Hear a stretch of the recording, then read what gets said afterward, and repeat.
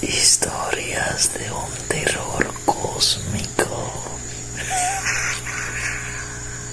Capítulo 1. La tormenta y el naufragio. El cielo se oscurecía con una velocidad inquietante, como si la misma naturaleza estuviera conspirando contra el destino del navío. La tormenta se desató sin piedad, con olas gigantescas que azotaban el casco del barco, levantando a los hombres en una danza desordenada de miedo y desesperación.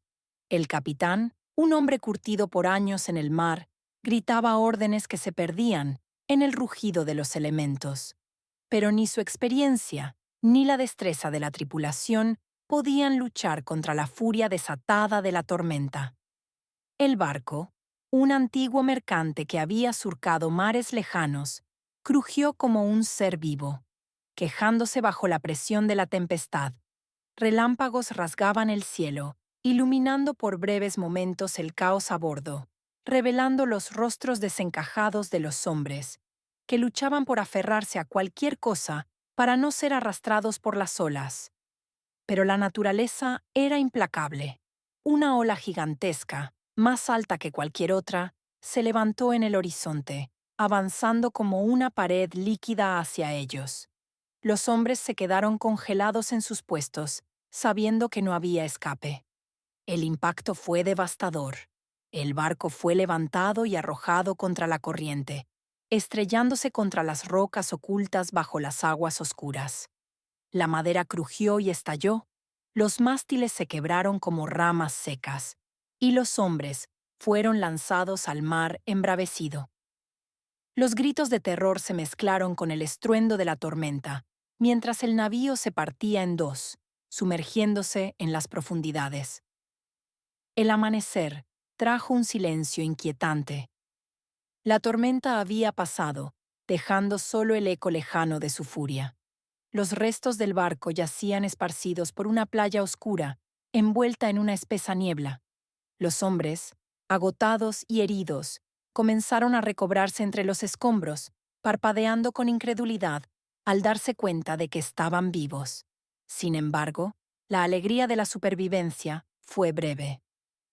Se encontraban en una isla desconocida, un lugar que no aparecía en ningún mapa, rodeados por una naturaleza que emanaba una sensación de amenaza silenciosa. El capitán reunió a los supervivientes, su rostro endurecido por la responsabilidad que ahora pesaba sobre sus hombros. 10 hombres habían logrado llegar a la orilla, cada uno con una expresión de perplejidad y temor. Aunque habían sobrevivido a la tormenta, algo en la atmósfera de la isla les decía que su prueba apenas comenzaba.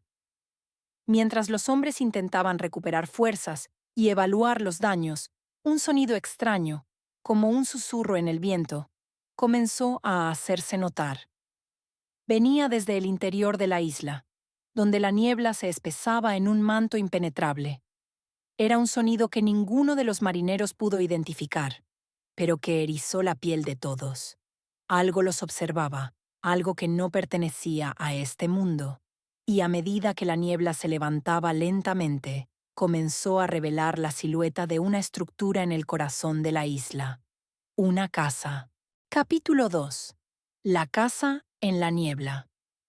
La niebla se aferraba al suelo como una manta húmeda y sucia, y la visión de la casa en la distancia fue suficiente para inquietar incluso a los más valientes.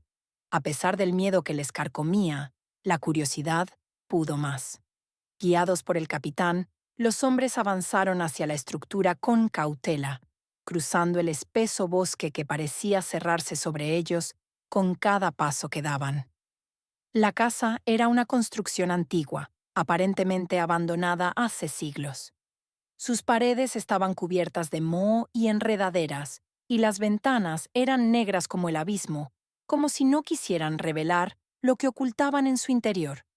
A pesar del aspecto ruin de la casa, estaba intacta, sin señales de deterioro estructural, lo que era imposible en un lugar tan hostil y aislado.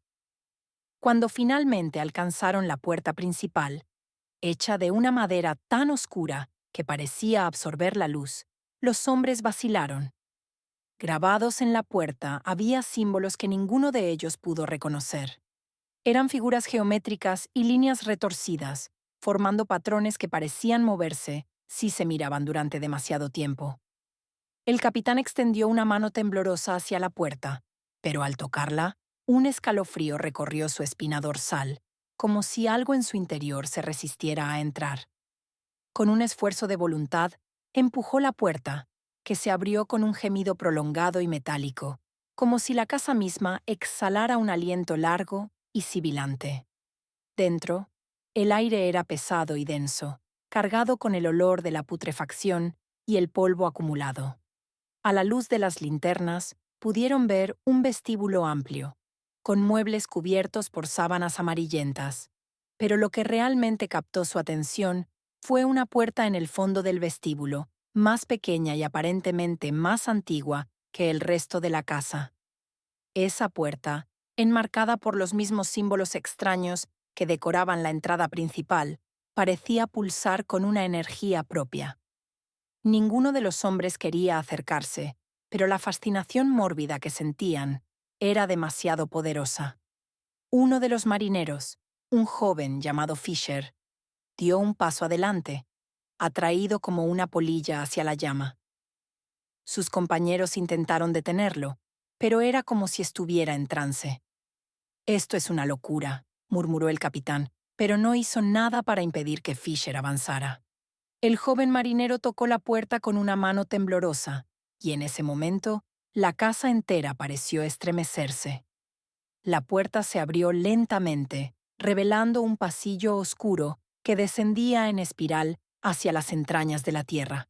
Un olor nauseabundo, mucho peor que el de la putrefacción, emergió de la abertura y los hombres retrocedieron instintivamente. Pero Fisher ya estaba demasiado cerca. Algo en la oscuridad lo atrajo hacia adentro, algo que susurraba en un idioma olvidado, prometiendo secretos inimaginables y poder más allá de la comprensión. Sin decir una palabra, se adentró en la oscuridad. Un grito desgarrador resonó desde el interior, pero cuando el capitán y los otros intentaron seguirlo, la puerta se cerró de golpe, dejándolos fuera. El grito se apagó rápidamente, dejando un silencio aterrador. Los hombres, atrapados entre la necesidad de salvar a su compañero y el terror que sentían por lo desconocido, se quedaron inmóviles. Sabían que lo que había ocurrido no era natural. Y aunque deseaban escapar de la casa, la sensación de que algo los observaba desde las sombras les impedía moverse. Entonces, la puerta se abrió de nuevo, pero Fisher no salió. En su lugar, una sombra retorcida emergió del pasillo. Era una figura deforme, una parodia de lo humano, con extremidades alargadas y movimientos erráticos. Sus ojos, si es que esos orificios vacíos podían llamarse ojos, destilaban una locura indescriptible. La criatura, una aberración que desafiaba toda lógica, se abalanzó sobre los hombres. El caos estalló en el vestíbulo, mientras el horror se desataba por completo. Capítulo 3. La lucha por la supervivencia. La criatura se movía con una velocidad y ferocidad inhumanas, y en cuestión de segundos, había desgarrado a uno de los marineros antes de que los demás pudieran reaccionar. El cuerpo mutilado de su compañero cayó al suelo, y la sangre se extendió por las tablas de madera como un charco de tinta negra. El capitán, sacudido por la brutalidad del ataque, gritó una orden desesperada para que los hombres se dispersaran y buscaran armas. La casa, que antes parecía una simple construcción abandonada, ahora se revelaba como un laberinto de pasillos retorcidos y habitaciones que parecían cambiar de lugar. La criatura no se movía siguiendo las reglas del mundo físico, aparecía y desaparecía en las sombras, acechando a los marineros con una paciencia aterradora. Cada vez que uno de ellos intentaba encontrar una salida, se encontraba nuevamente frente a la puerta de entrada, como si la casa los estuviera guiando hacia un destino inevitable. El pánico se apoderó de los hombres mientras corrían por los pasillos, cada uno de ellos perdido en un laberinto que parecía no tener fin. Los gritos de sus compañeros resonaban en la distancia, mezclados con los sonidos grotescos de la criatura que los cazaba. El capitán, respirando con dificultad y con la mente nublada por el terror, intentó mantener el control, pero la situación se estaba desmoronando rápidamente.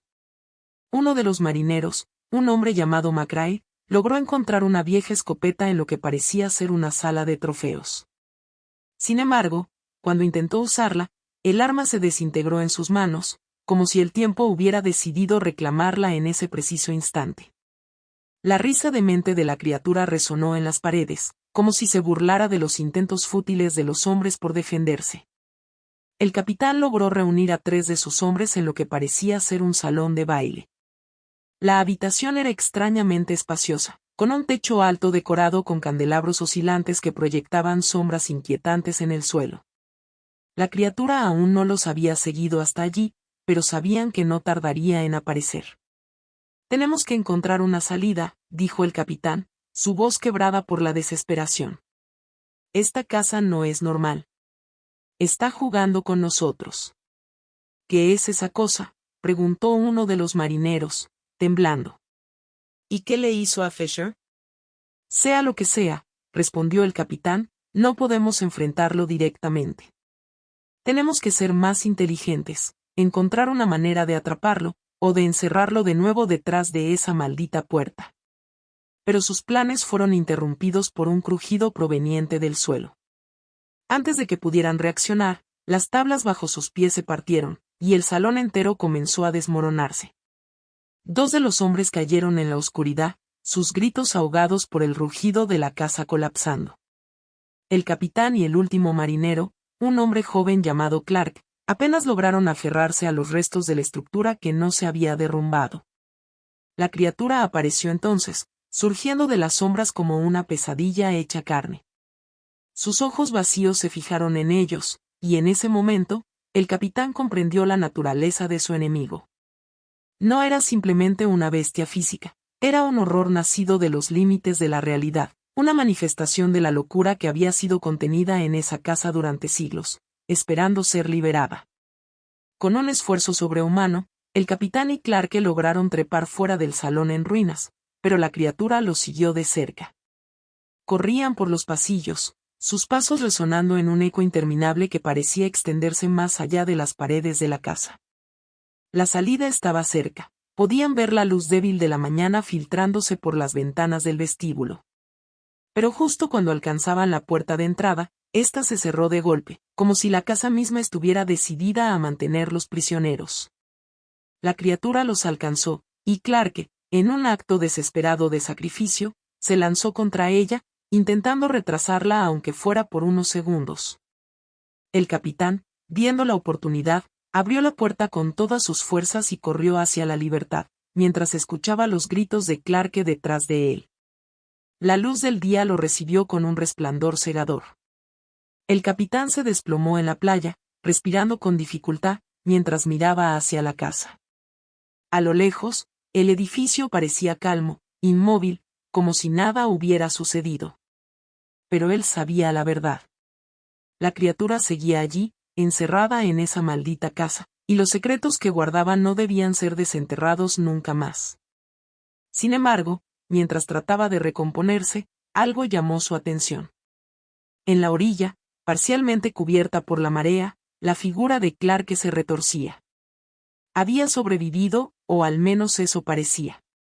Pero cuando el capitán se acercó, vio que no era Clark el que se levantaba del agua.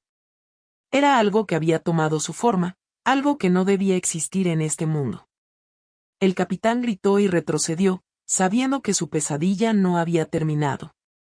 Con un último aliento de desesperación, corrió hacia la jungla, lejos de la casa y del mar, sabiendo que lo que había desatado nunca dejaría de perseguirlo.